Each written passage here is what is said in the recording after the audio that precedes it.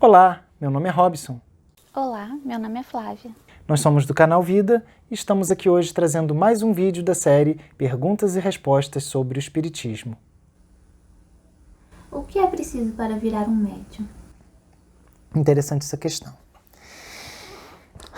Interessante e perigosa. Interessante e perigosa. O que acontece? Por que perigosa? Porque algumas pessoas têm interesse em virar médiums por um hipotético status, por talvez conhecer o futuro e saber o que vai acontecer na vida de alguém, para aparecer na TV como Mandiná, como esses médiums, esses místicos que já apareceram fazendo previsões.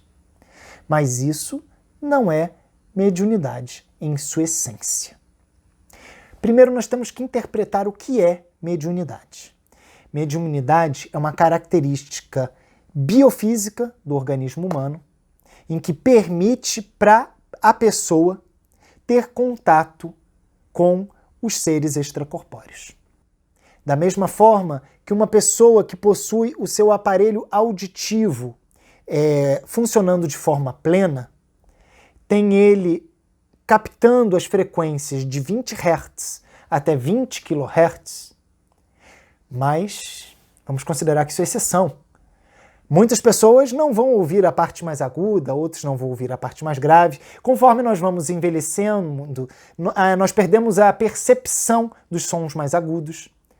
Nós vamos começar gradativamente a ter deficiências auditivas. E ninguém possui nenhum dos organismos físicos funcionando de forma plena, perfeita.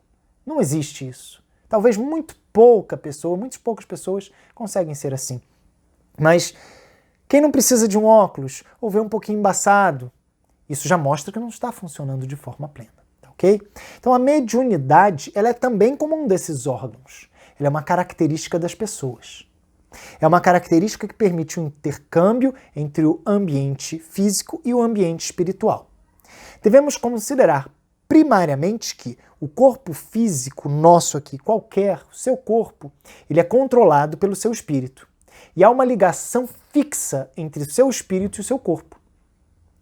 O seu espírito, ou seja, você, possui um laço fluídico que vincula, como se fosse uma espécie de conexão quântica. Não é conexão quântica porque é uma questão espiritual, mas é como se fosse um vínculo quântico entre o espírito e o corpo físico. Um laço, uma corda, uma amarra que prende os dois. Por isso nós não podemos trocar de corpos. Isso não existe, isso não acontece. Quem é vinculado a um corpo, se desvincular, o corpo padece e morre. Não obstante, nós, espíritos, podemos nos afastar um pouco de nosso corpo para recebermos mensagens de outros irmãos que não têm o corpo no momento. Então, por exemplo, quando o nosso saudoso Chico Xavier fazia as comunicações, ele ia psicografar, ele se concentrava, relaxava e a sua mão escrevia. Mas como que a mão escrevia? O espírito agarrava a mão dele e escrevia? O espírito se conectava com ele e escrevia? Não. O espírito se aproxima do outro espírito, ou seja, do próprio Chico, ou de você, ou de mim, ou de quem quer que seja, e passa a informação de espírito para espírito. Aquele que vai ter controle para o corpo é sempre o próprio espírito. Ele vai fazer esse controle e vai fazer a escrita, sempre de espírito para espírito. Então passa essa comunicação e ali é realizada. Existem alguns outros casos, sim, mas o padrão é esse, quando você vai passar uma mensagem, quando você vai passar uma comunicação. Você faz um contato de espírito para espírito e faz.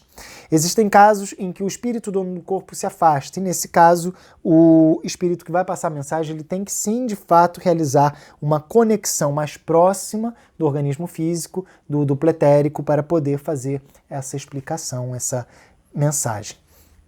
Então, ser médium é ser um intermediário, médium, meio, ser um intermediário entre o plano visível, que nós estamos, e o plano espiritual. Ou seja, não tem nada demais, é como se fosse um... O que acontecia com as mesas? O espírito manifestava a mesa que respondia. Exatamente. O espírito, nas mesas girantes, fazia toque-toque, Ele fazia um efeito físico, utilizando-se de ectoplasma para responder por batidas na mesa.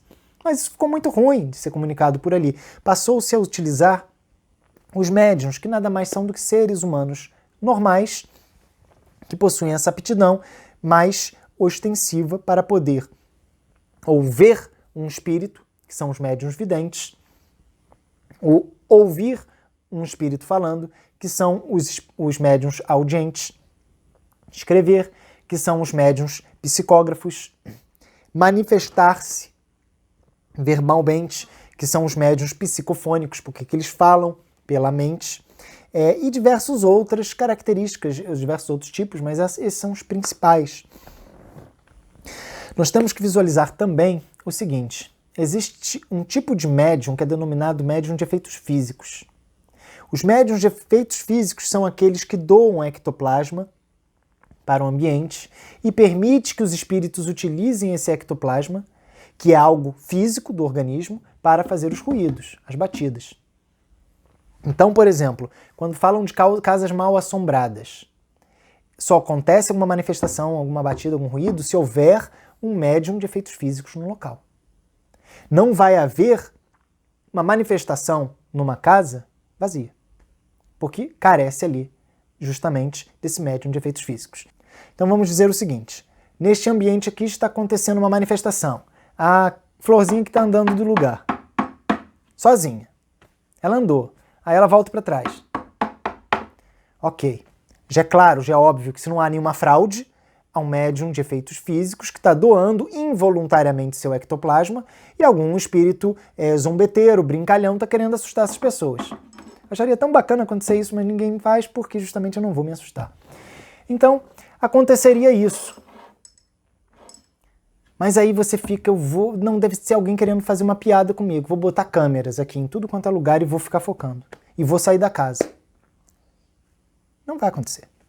A casa está vazia. Falta o principal, que é o médium. Aquele que é capaz de doar o ectoplasma. Ah, mas é só um? Não. Podem ter outros. Se essa pessoa às vezes sai da casa e tem mais 10, pode ser que o fenômeno não aconteça jamais. Porque ali não está um médium de efeitos físicos. Precisará essa ou outra pessoa estar no recinto para que seja doado o ectoplasma, para que seja trabalhado. Apartamentos fica complicado, né? Porque se seu vizinho é médium e vocês não são ali no ambiente, ele doará involuntariamente e do outro lado espíritos poderão fazer gracinhas para atormentar e assustar as pessoas. Mas não se assustem, isso é apenas um divertimento daqueles que querem trazer desgostos. Com esclarecimento, com aprimoramento, com a compreensão, isso não é capaz de assustar a ninguém, pois nós passamos a entender que a nossa real existência não é existência corporal, mas a nossa real existência é a existência extracorpórea. Então, se algum espírito vem aqui e toque, toque, toque, toque, toque, faz esse coisinha mexer, eu vou falar, pô, bacana, tem um espírito aqui, só isso. Não vai mudar nada na minha vida, porque eu já sei que eles estão ao nosso redor o tempo inteiro, o dia inteiro. Os evoluídos para nos inspirar a tomar boas atitudes. Os nossos irmãos menos esclarecidos, ou aqueles que nós fizemos mal no passado, estão com vingança para nos dar vontade de consumir álcool, fazer coisas erradas, caminharmos por um caminho errado, termos prejuízos em nossas vidas. Sempre teremos de todos os aspectos ao nosso redor. Então, isso é a mediunidade. Porém, deixa pra cá para eu não derrubar. Porém, a mediunidade não pode ser tratada apenas por essa característica. Ela tem que ser considerada e interpretada como um dom sério, que foi dado por Deus para alguma coisa. Porque é dito biblicamente que não cai um cabelo de nossas cabeças, e da minha caiu muitos, mas não cai um cabelo de nossas cabeças sem que Deus saiba. Então, se uma pessoa é médium, é porque ela tem que ser. É porque Deus quis assim. Não adianta que o seu pastor, que o seu padre diga que isso é coisa do Satanás, não vai adiantar. Eles não estão acima de Deus. Se Deus deu essa atribuição para aquela pessoa, é porque ela tem que fazer aquilo. E o que é ser médium?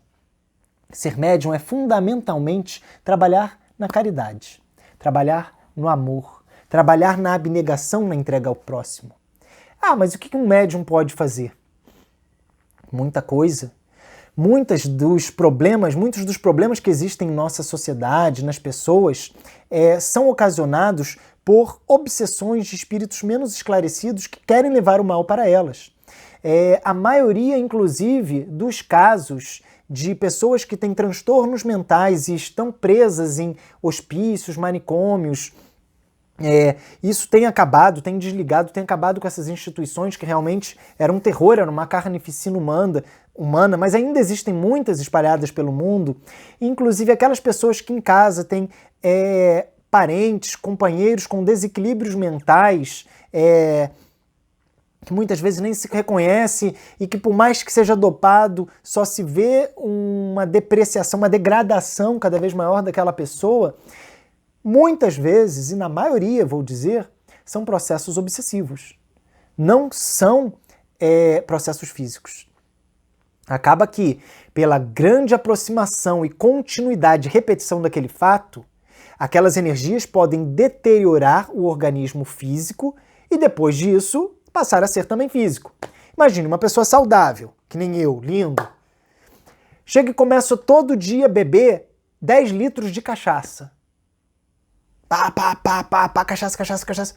Em determinado tempo, meu fígado não vai aguentar.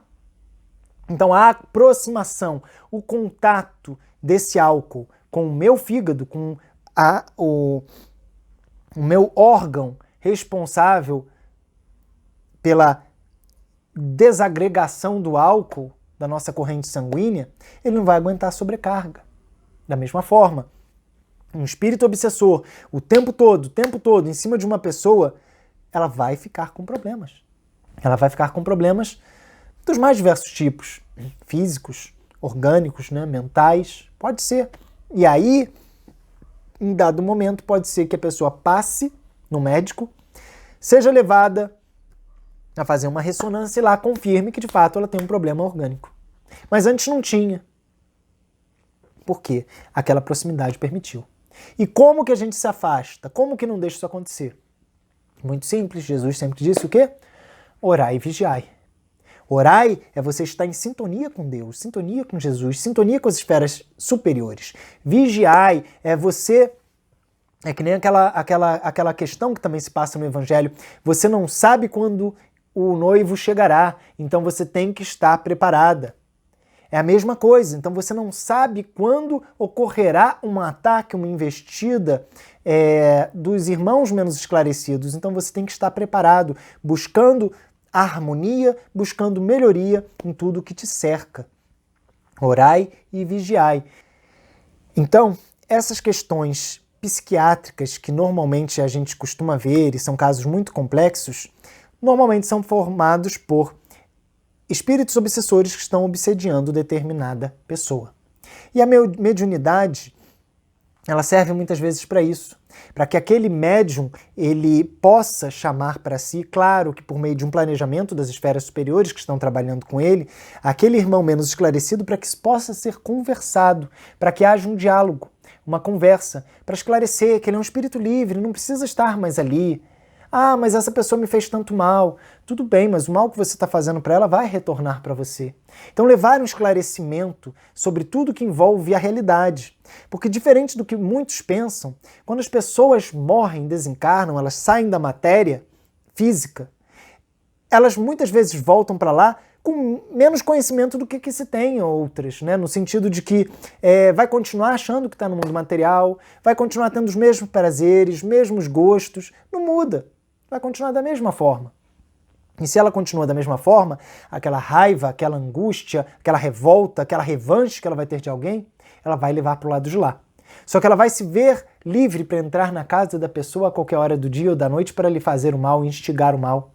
E o orar e vigiar é um ponto forte, porque a gente consegue se engrandecer e bloquear esses acessos. Então, a mediunidade ela é algo sério, ela tem que ser feita de algo sério. Então é para isso que ela serve, para ajudar os irmãos que estão encarnados quanto aqueles que estão desencarnados a conseguirem se libertar das prisões materiais e prosseguir com essa evolução. Mediunidade é algo sério, não se deve querer ter a mediunidade por ostentação, por vaidade, para dizer que é médium. Não. Aquele que é médium, ele tem um trabalho muito grande, um trabalho sério, um trabalho que tem que ser rigorosamente cumprido. Então aquela pessoa que quer ser médium por ostentação, ela vai ter sérios problemas, porque acabará sendo prisioneira daqueles irmãos inferiores que a iludirá, a fascinará e ela passará a acreditar que é o ponto das atenções. E não é isso. Não é para isso. O médium mais perfeito é aquele médium oculto, aquele médium que não está se exibindo. É claro que em muitas ocasiões ocorrem notoriedades, como ocorre com Givaldo, como ocorreu com Chico Xavier, mas a postura de Chico sempre foi de total humildade. Todos os 500 e vários livros que ele escreveu foram sempre para doação, sempre para caridade. Porque aquilo não é uma matéria dele, não é o trabalho dele. Se é o meu trabalho, eu tenho que sobreviver com o meu trabalho. Da mediunidade, não. Não se vive, não se sustenta de mediunidade. É errado. Aquele lugar que te cobrar por um tratamento, por uma ajuda, por qualquer coisa relacionada com o ambiente espiritual, fuja daí, porque está errado. A mediunidade ela tem que ser dada gratuitamente. Ela não é um trabalho, não pode ser considerada como trabalho. Ah, mas eu trabalho ajudando as pessoas. Não, você não trabalha ajudando as pessoas com mediunidade para ganhar dinheiro. Você trabalha por caridade e por amor. Busque capinar um terreno, busque lavar uma louça, busque aprender algum ofício, fazer um móvel, busque fazer qualquer coisa para ganhar o seu dinheiro. Jamais com a mediunidade. Mediunidade é algo sério, tem que ser vista de algo sério. E esses que buscam o dinheiro, o que acontece? Os espíritos de luz, eles não são apegados à matéria, não são apegados a essas coisas mundanas. Então eles olham, pô, a pessoa está querendo ganhar dinheiro com ajuda? Querendo se enriquecer?